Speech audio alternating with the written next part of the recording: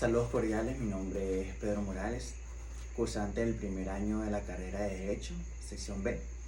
Abordando este tema de gran interés, podríamos iniciar diciendo que la persona es lo que consideramos fundamentalmente para definir nuestra identidad y nuestra existencia.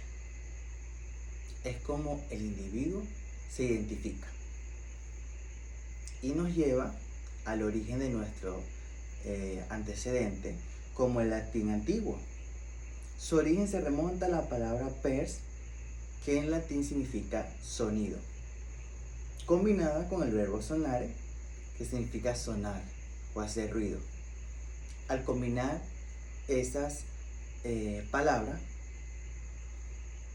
nos da lugar a lo que es persona, que originalmente se refería al verbo de resonar o retumbar con ruido. En cuanto a la clasificación de las personas según a los romanos, podríamos decir que se encuentran las personas naturales físicas o humanas.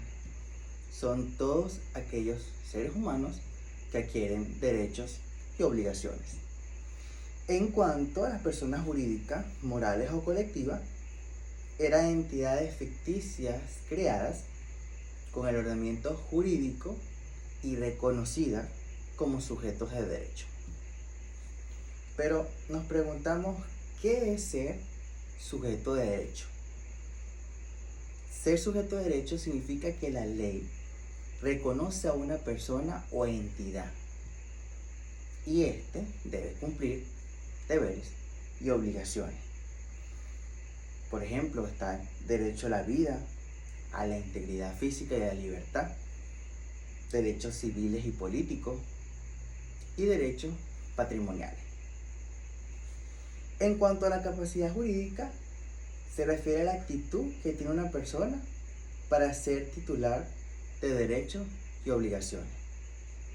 Esto es lo que adquiere esa persona, puesto que adquiere esos deberes y obligaciones.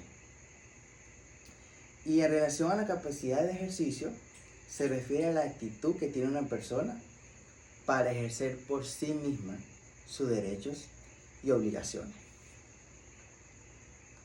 Ahora bien, dentro de las causas modificativas de la capacidad jurídica, tenemos que estas causas pueden ser por enfermedades o deficiencias, como enfermedades mentales, discapacidad física o ausencia. En este término de la ausencia puede abordar la presunción de la muerte o la muerte. Para certificar que una persona murió, esta debe estar avalada por un certificado de defunción donde nos dice que realmente la persona ha fallecido. Nos preguntamos, ¿cuáles son o eran los requisitos para la existencia humana según los romanos? Los romanos consideraban que para que el individuo fuera reconocido como persona y existiera en el ámbito legal, deberían seguir una serie de requisitos. Entre ellos está el nacimiento, que era el primer requisito. Quiere decir que la persona debía nacer vivo, fuera del útero materno. También tenemos el requisito de la viabilidad, que es un individuo debía nacer con la capacidad de sobrevivir fuera del útero. Los romanos consideraban que si un bebé nacía muerto, no era viable para adquirir derechos y obligaciones. También dentro del requisito podemos encontrar el estatus, que es donde un individuo debía tener un estatus legal reconocido por la sociedad. Continuando con este tema, también tenemos el nasciturus y el curatur ventritis, que en el derecho romano reflejaban la preocupación por proteger los intereses de los no nacidos.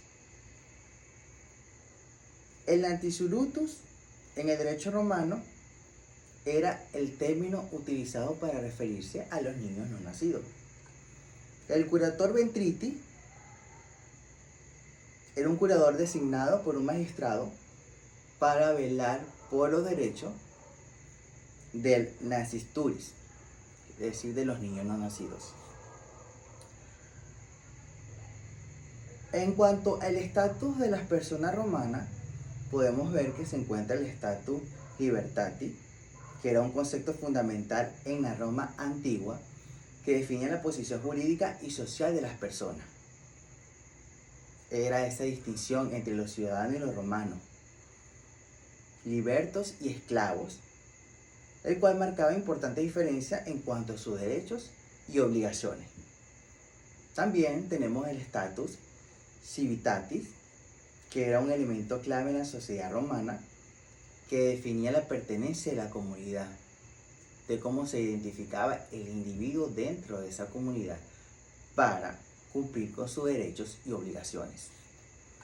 Y también tenemos el status familiae, que era un elemento clave en la organización familiar romana. Definía la posición jurídica de cada individuo de la familia y lo diferenciaba del resto de sus otros familiares en cuanto a sus deberes y obligaciones. Esto es un tema de gran importancia que debemos tener siempre presente, pues cada persona debe conocer sus derechos y obligaciones.